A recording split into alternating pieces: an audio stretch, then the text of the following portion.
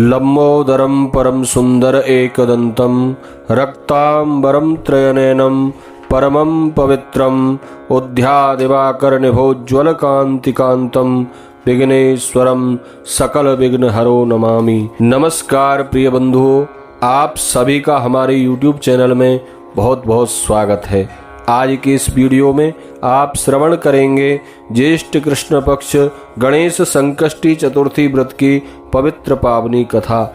Channel पर नए हैं तो कृपया चैनल को सब्सक्राइब कर लें, वीडियो को लाइक करके कमेंट में जय श्री गणेश लिखना ना भूलें।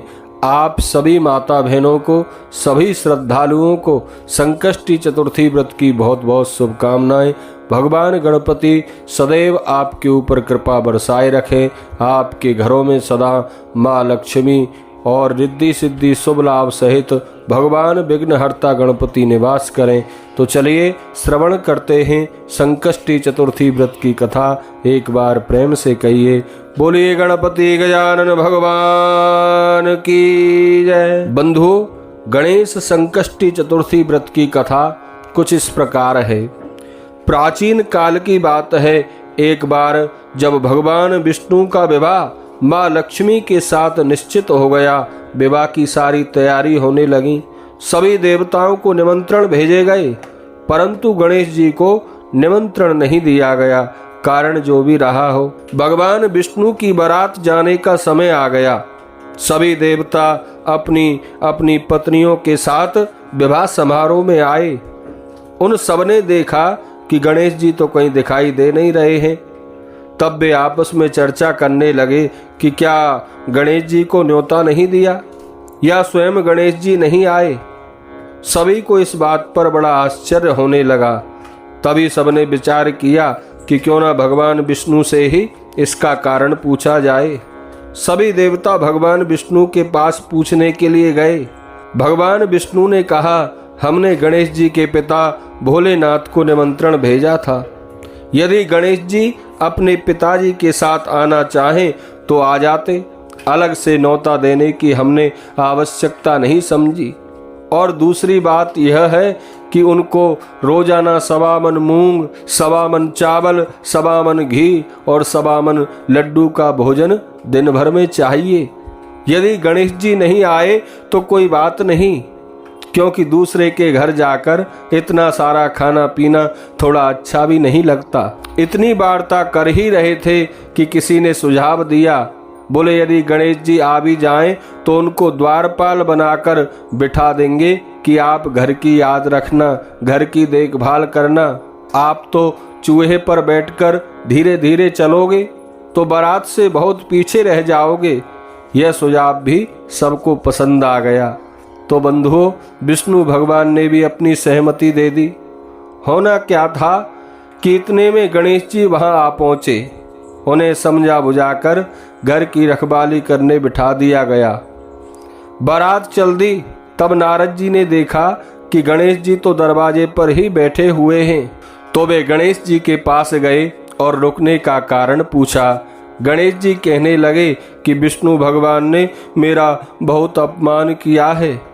नारद जी ने कहा कि आप अपनी मूषक सेना को आगे भेज दें, तो वह रास्ता खोद देंगी, जिससे उनके वाहन धरती में धंस जाएंगे। तब सबको आपको सम्मान पूर्वक बुलाना ही पड़ेगा। अब तो गणेश जी ने अपनी मूषक सेना जल्दी से आगे भेज दी और सेना ने जमीन पोली कर दी। जब बारात वहां से निकली तो रथों के पहिए धरती में धंस गए। लाख कोशिश करें देवता लोग, परंतु पहिए नहीं निकले। सभी ने अपने अपने उपाय किए, परंतु पहिए तो नहीं निकले, बल्कि जगह जगह से टूट गए। किसी की समझ में कुछ नहीं आ रहा कि अब क्या किया जाए। तब तो नारद जी ने कहा, आप लोगों ने गणेश जी का अपमान करके अच्छा नहीं किया। यदि उन्हें मनाकर लाया जाए तो आपका कार्य अवश्य सिद्ध होगा और यह संकट टल सकता है। शंकर भगवान ने अपने दूत नंदी को भेजा और वे गणेश जी को लेकर आए। गणेश जी का आदर सम्मान के साथ पूजन किया। तब कहीं रथ के पहिए निकले। अब बंधुओं, रथ के पहिए तो निकल गए, परंतु वे जगह जगह से टूट फूट गए, तो उन्हें सुधारे कौन। पास के खेत में एक खाती काम कर रहा था। उसे बुलाया गया। खाती ने अपना कार्य करने के पहले श्री गणेशाय नमः कहकर गणेश जी की वंदना मन ही मन की। देखते ही देखते खाती ने देवताओं के रथों के सभी पहियों को ठीक कर दिया। तब खाती कहने लगा कि हे देवताओं, आपने सर्वप्रथम श्री गणेश जी को नहीं मनाया होगा और ना ही उनका पूजन किया होगा, इसीलिए तो आपके साथ यह संकट आया है। हम तो मूर्ख अज्ञानी हैं, फिर भी पहले गणेश जी को पूजते हैं, उनका ध्यान करते हैं। आप लोग तो देवता गण हैं, फिर भी आप गणेश जी को कैसे भूल गए? अब आप लोग भगवान श्री गणेश जी की जय बोलकर जाएं, तो आपके सब काम सफल हो जाएंगे, सारा संकट टल जाएगा। ऐसा कहते हुए बारात वहां से चली गई और बंधुओं, भगवान विष्णु और मां लक्ष्मी का विवाह निर्विघ्नता पूर्वक संपन्न हो गया। हे गणेश जी महाराज, आपने भगवान विष्णु के जैसे कार्य किए, वैसे ही अपने सभी भक्तों के कार्यों को सिद्ध करना।